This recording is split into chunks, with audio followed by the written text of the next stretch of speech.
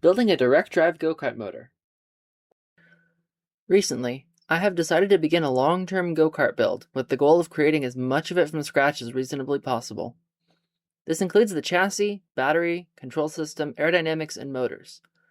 The motor featured in this video will be one of two hub motors directly driving the rear wheels. So how did this idea come to be? Well, considering that my newest go-kart was built back when I was in high school, I have learned more than a few things from engineering school and my work on the Formula Electric team. I wanted a challenging build that could help fix some of the mistakes made on previous versions and build as much as possible to learn about the systems and keep costs within a reasonable range. This would also allow me to squeeze a bit more performance out of a custom design than I would find in any off-the-shelf component. Because 10 kilowatt class hub motors are not readily available within an order of magnitude of this project's budget, I started playing around with what I could do with reused and available items. Luckily, my neighbor happened to be getting rid of a very large generator that I quickly helped them out with and began to disassemble. Once the old burnt windings were out, I was left with a stripped core stack that I split in half to form two shorter stator cores. I insulated the core and proceeded to wind each coil. Speaking of winding, how does this kind of motor work? This particular type of motor is a permanent magnet synchronous motor, meaning that the permanent magnets on the rotating part follow the rotating field created by the stationary coils. As one coil is energized, the magnet on that side will align with the field. Then the next coil will be energized and the magnet will follow. This happens again all in a cycle. This occurs in 3 phases driven by an inverter. What's important is that the 3 sets of coils attract the magnets and produce a torque. The magnitude of this torque is near proportional to the coil turn count. However, due to coil inductance, torque is always a trade-off with top motor speed given a fixed amount of power.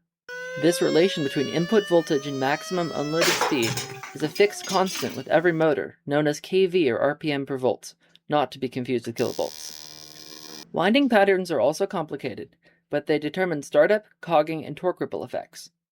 The cores I recovered were fixed at 24 slots, and I decided to use 16 poles on the rotor for winding simplicity and good startup.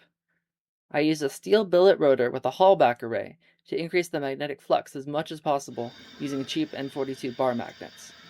This was then wound in a Kevlar line to withstand high centrifugal loads and dipped in epoxy to set as a solid rotor. Unfortunately, when I was ready to put it together for a first spin, I decided to test the insulation of the freshly wound coils. As soon as I applied a small voltage, it appeared as every phase was shorted to the core through the mylar film inserts, and the entire set of coils was unusable. This was greatly disappointing, and it meant that I had to start all over again and find another means of insulation. Taking inspiration from large drone motors, I noticed the epoxy dip insulation that they used with no paper or plastic insulation inserts. To maximize chances of success, I got to grinding down the sharp edges, making sure every part near the coils was smooth. I bought high-temperature epoxy and did a multi-layer pour, being careful to coat the entire length of each coil slot.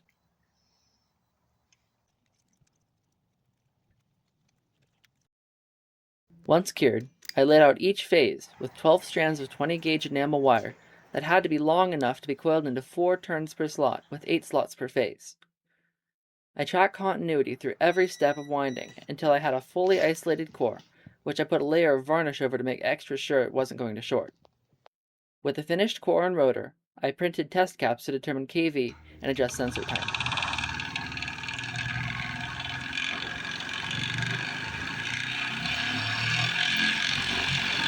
Full power! Showing 3400 RPM in the star configuration at 80 volts and 6600 RPM in delta, this motor could switch between 42 and 82 kV, which is a desirable feature in the final go-kart, allowing low-end torque and a high top speed at the flip of a switch. Given these constants, I selected a planetary gearbox that could handle all the loads of direct drive. A couple of months later, they arrived, and the 30mm output shafts and taper bearings showed that they were well equipped for the task at hand. After hammering in the rotor, drilling out the rest of the case hardware, and aligning everything, it is ready for a first spin test.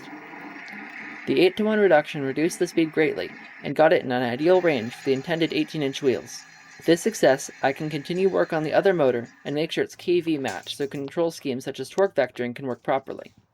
I also have yet to dyno test this motor, but in theory it should produce well over 200 Nm at stall and be rated for more than 10 kilowatts continuous. However, I will realistically be running it closer to 6 or 7 given inverter limitations. The motor also fits neatly with the gearbox tucked inside the wheel hub, and the rest of it well positioned to act as the rear upright. Stay tuned for more updates on this project, and come check out this and many other projects at the upcoming Los Angeles Maker Faire on April 26, 2026.